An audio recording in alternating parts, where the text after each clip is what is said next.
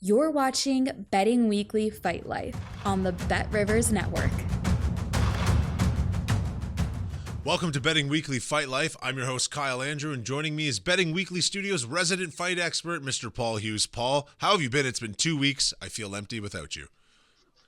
Yeah, feelings mutual. No, but no UFC. It's always like it's a bit weird, isn't it? There's like It a is. full week without watching anything. It's like every Saturday, it's what you look forward to, and when it's not there, you're like, you don't even know what's happening with your life. It's No like contender everything's out of series order. yet. There's nothing through the week No. going on. It's like, I forgot how these shows work. I forgot how to talk. I forgot everything. But it's a lot of fun, actually, to get back on the saddle and talk about this upcoming UFC Fight Night Nashville card.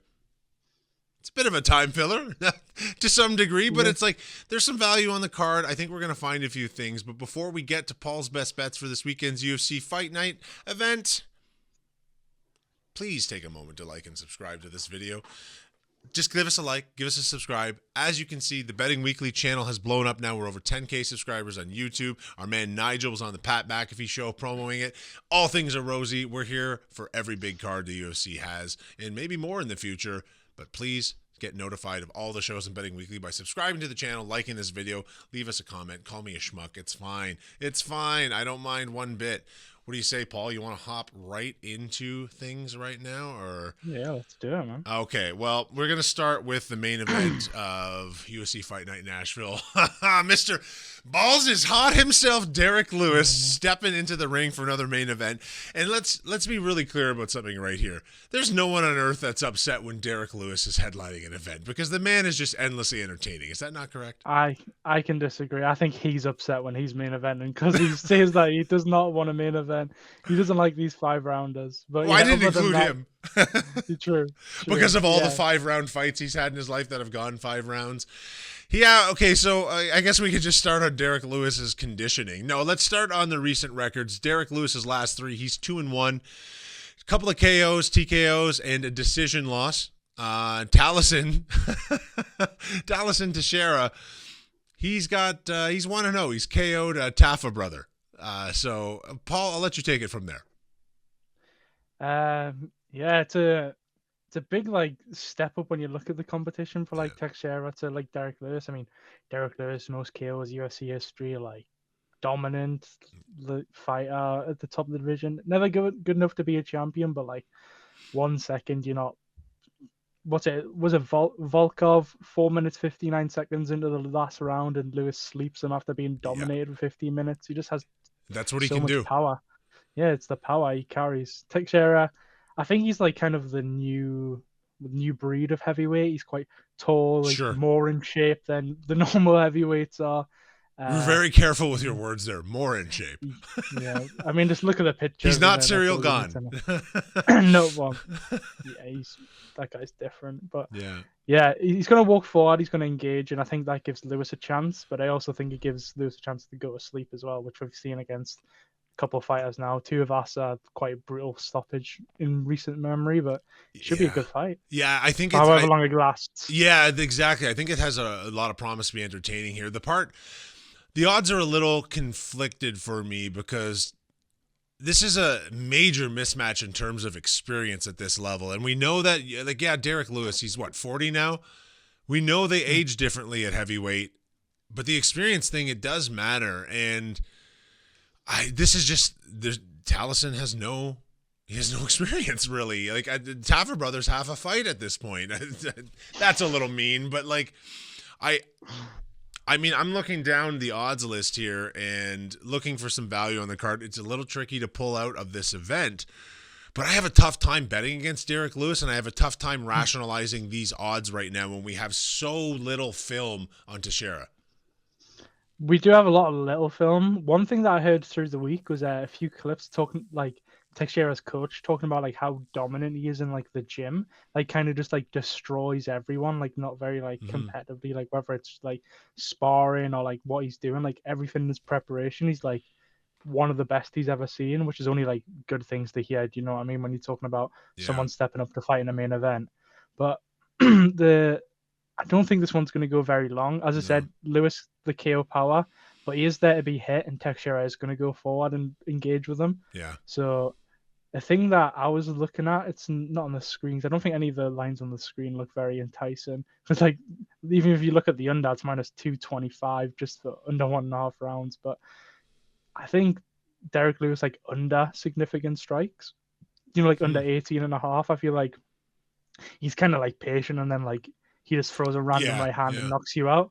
And then Teixeira as well. If he's going to finish Lewis early, is Lewis really landed like 20 significant strikes in the first round? Right. I don't think that's going to happen. But that's a way in that I could see. But I think that was kind of ballooning towards the under the last couple of days. Sure. So I don't think were you able? Like, were you able to actually grab a best bet for this card? I was having trouble. Like, I mean, maybe I couldn't. That's the one I was looking at. I wanted to take that, but again, like every time I looked at it, it looked like the line was getting shorter, so there was just like taking it away. But that would be the play, or something like maybe fight not to start round 2 or something, or Teixeira round 1 KO, or Lewis round 1 KO, something of that nature. But if this goes long, I'll be surprised. I think someone's going to go pretty early. I'll be shocked. And if it goes long and Derek Lewis wins, he's not going to be able to get through his post-fight interview because he'll need about. You'll 10 take off his shorts. There will be some nudity, folks. Further nudity too. But Paul not able to put an official pick on the board, and I can't say that I blame you here because it has been very difficult to find the value in that particular fight, even though I'm actually looking forward to it. Again, this is the conflict. Sometimes finding value in a fight does not necessarily translate to how entertaining it'll be in the end. But I think we're looking at something a little bit different for the co-main event here, aren't we, Paul? I think so. I think this one's a really fun fight. Like Stephen Wonderboy Thompson versus Gabriel Bonfim. Yeah. I mean, just to looking at it on paper, looking at the odds, and then Wonderboy lost his last 2 by finish, but other like it's against the top level of the competition. Top level. Buckley. Let's be very clear about that. Buckley and Rakhmonov. Like that is the top of the division. Shavkat was his only ever submission loss, and now Bonfim's plus 145 to submit him. Like, I don't know how easy that's going to happen. I mean, Burns ragdolled Wonderboy in the grappling, and he's a jiu-jitsu world champion. He couldn't sub him. Yeah. So plus 145 on Bonfim seems a bit short, especially with Thompson. Like, just how he is. Like, is he going to be able to close that range? That's the thing with Wonderboy. Like, this is plus 330 is huge, but like, I also feel like I wouldn't be surprised if he kind of like schooled him in the striking for every second it's on the feet. He could just like keep not letting him get close. The body kicks, like just keep like our range, just not letting him get close to him. But that's the thing. That's the advantage of him fighting off the back foot like that and being a counter striker is he's such a master at controlling the distance. And we know he can get caught. But even, he's done a good job in the past of getting up off the ground as well, too, even though he's not, he's a plus 4,500. He's not going to be submitting anyone himself. But he's not completely lost on the ground either. So it's, people might be sleeping on him a little bit here. I think so. I think Bonfim, if you want to take him, like maybe like a round 1 sub could be like interested on him. But honestly, I don't think, because Bonfim, as you saw against like Dalby, he fades in fights. Like he lost to Nicholas, he got finished by Dalby in the second round. And Dalby's not on the level of Thompson. Let's be clear of that. So again, I just don't. I think Wonderboy grows in the fights. If you remember watching the Luque fight, I remember Gilbert Burns talking about that as well. Like the first round, Luque was kind of like having his way and everything was going well.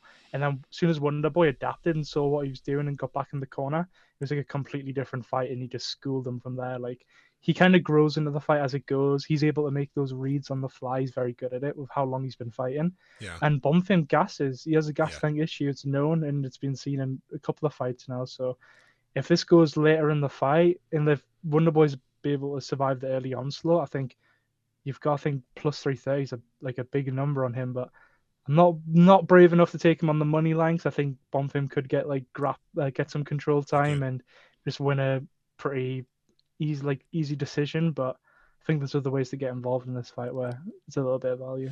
Well, before we get to that too, and it's interesting how the main event and the co-main event are kind of paralleled. You've got an older guy, Stephen Thompson, one of the oldest guys in the UFC at this point now, This is a experience mismatch by a big margin. Thompson has only been fighting the best people in his division for years now. Years. The experience is off the chart, but you can only place so much value in that because, youth makes a difference. But as you said, Bonfim, this goes late. The experience takes over. It's a very interesting fight, highly watchable. Stephen Thompson fights are always beautiful to watch, but for this, what were you able to find on the board here?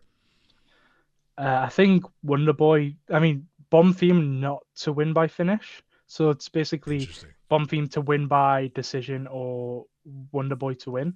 So Bonfim will win by decision or Wonderboy to win by any method. It's basically just banking on Wonderboy being able to survive the early onslaught. I think that's what it is. And I think he's going to be able to. I think when you've got that much experience and you've seen the holes in his game against lesser fighters. I mean, Bonfim does have, when you're talking about, he does have 13 subs. He is a good submission artist. In his career, he has a lot. But again, he's not like the wrestler you need to be able to just take down and control Wonderboy. I don't think I could see him doing it, finding some success. He had some success against Chaos Williams, but outside of that, I don't think it's been awfully impressive. Yeah. But Wonderboy, again, I think he's going to be able to survive the early onslaught. I don't think I'll be surprised if Bonfim comes in and gets 15 minutes of control time. But I think Wonderboy is going to be able to, play his game. I mean, he survived, how long was it against Buckley? About 13 minutes before he got finished. And yeah, it was I don't late. think Bonfim's got that explosive power that Buckley has to be able to blitz and catch you from anywhere. So if Buckley wasn't able to do it in that amount of time, and Bonfim gasses him like Buckley grows in a fight. He took the fifth round off Usman after being destroyed for the first four. So again, he's someone who grows in a fight as well, and Bonfim's the opposite. So it's basically just banking on Wonderboy to survive the early onslaught for me. I'll be honest with you, Paul. I really like your pick here. I hadn't really thought of this angle on this one, but because this is a 3-round fight and not a main event 5-round fight, I feel like this is a really solid pick. And any designs I had on what I was going to be laying on Saturday night, I think just changed. Because to be perfectly honest with you, I really do feel as if you've nailed it there, because Thompson, sometimes you have to give the edge to experience, and Thompson learns from fights. He's one of the most intelligent people we have in the UFC for sure. His in-cage intellect is very high, and I think he will have a very good game plan. Well, point fight him to death and try and outstrike him and try and win this on the cards, if not finishing him himself, because he certainly is capable of doing that. We've seen it before. Paul, I think there's a Betting Weekly newsletter you wanted to mention before we get to the third fight. Yeah, the Betting Weekly Insider will be out around the time this comes out. So if it's not already out, make sure you're subscribing. It'll be out very soon. It's a Open Championship for the Golf Next Week special, and also a Charriere breakdown. So it's the Italian Football League. It's a preview of all that upcoming for the next season, and then the Open Championship with picks from all your favorite handicappers, analysis, trends, and details on the course that you won't find anywhere else. So go and subscribe. BeckhamWheatleyStudios.com as always. Beautiful. Yeah, it's actually, I'll say this too. It's a pretty nicely laid out. I'm like a nerd for the layout of emails. It's so easy to follow. I've pulled a couple of bets from it in the last couple of weeks myself, and unofficially, I'll let you guys know I'm 3-1 on those. That's all. Maybe I picked the right ones. That's it. Things have gone well. So, okay, let's hop into the next fight here right now, Paul, which is, to be very, very clear, very exciting fight. I'm looking forward to this fight a lot because a whole host of reasons you're almost certainly going to get into. Calvin Kattar and Steve Garcia. What do you see here? I mean, what a fight. You know what I mean? It's like Calvin Kattar, I think he's kind of being the odds don't suggest it, but the way people are talking about him, it's kind of like he's almost done. But he's only losing to the elite at this level. He's losing to the Aljamain Sterling. He lost by injury to Arnold Allen, so you can't really do you know what I mean? You can't really say that. But he lost to Emmett over 5 rounds, and he lost to Yusuf Zalal when Zalal kind of won the first 2 and sprinted away from him because he was pretty much just scared of Calvin Kattar and his power. But yeah, Steve Garcia, again, speak about him for a second. He is knocking everyone out. 5 wins in a row, 5 KOs in a row, all early KOs. I mean, this is the step up in competition he needs. It's to test him. How good is he going to be?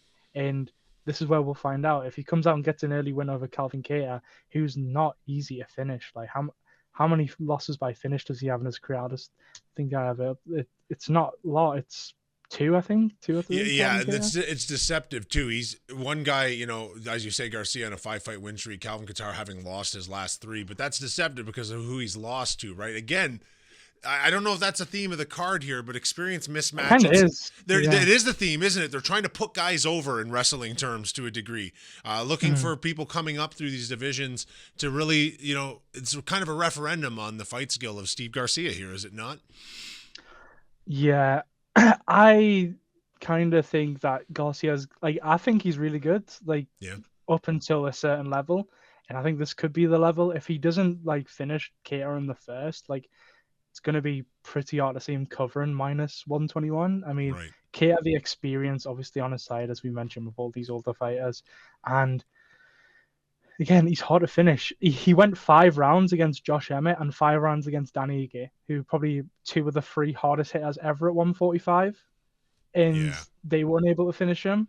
So again, he's older and maybe less durable than he was when he fought them. It's not that far removed, like a couple of years, but again, if he's able to go all those rounds surviving against those dangerous of strikers, is Steve Garcia going to finish him in the first? Maybe he could. I mean, we're not saying that he isn't. Like, he's got all the momentum coming into this. He's rolling, but I think Calvin Kattar is kind of going to roll back the years on this one and show how good of a boxer he is. Do you remember when he was at the talks, like, who's the best boxer in the UFC before it was Calvin Kattar was in that conversation. Well, his feet moved more back then.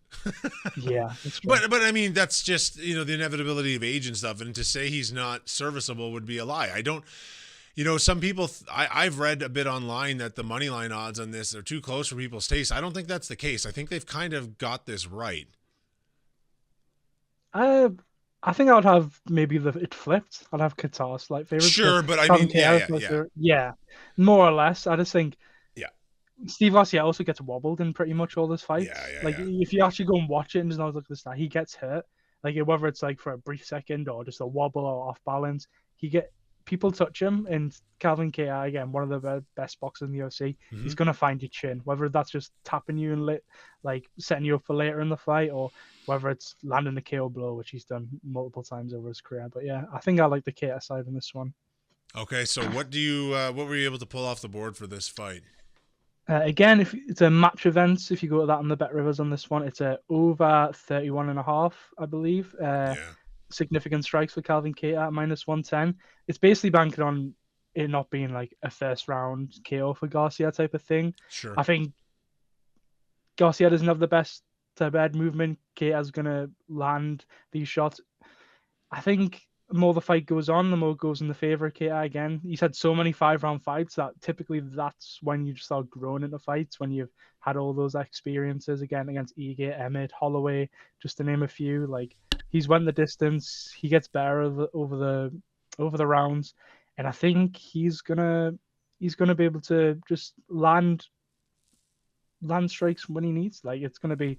I'm not saying he's gonna like cover it all in the first round, but like, that's the type of fight it could be. If Steve Garcia just wants to exchange in a war, Calvin Kattar is gonna exchange in a war, and he could land 30 strikes in the first round and get KO'd. That's the type of fight it is. Or he could find the KO and land 32 in the first 2 rounds. Like, I think this is a bit more safer than just playing the Calvin Kattar on the money line. I think if he's going to win, it's going to be in the later rounds or by decision. So, yeah, I think Calvin Kattar over 31.5 has to be the play for me. I love that pick, actually, Paul, because this is one of those fights where quite frankly, I'm not 100% certain who's going to win here because of the referendum nature of it and stuff.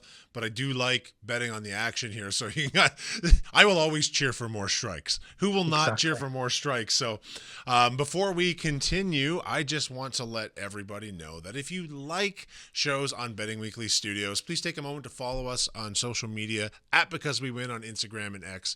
Always more content being posted there, and we'd appreciate you stopping by. Of course, let's get to the next fight. The next 2 fights, we're going to go over these fairly quickly. Nate Landwehr, Nate the Train, Morgan Charriere. How do you say his last name again? Charriere. Charriere. Okay, I was correct. Yeah. All right. So, do you see anything here?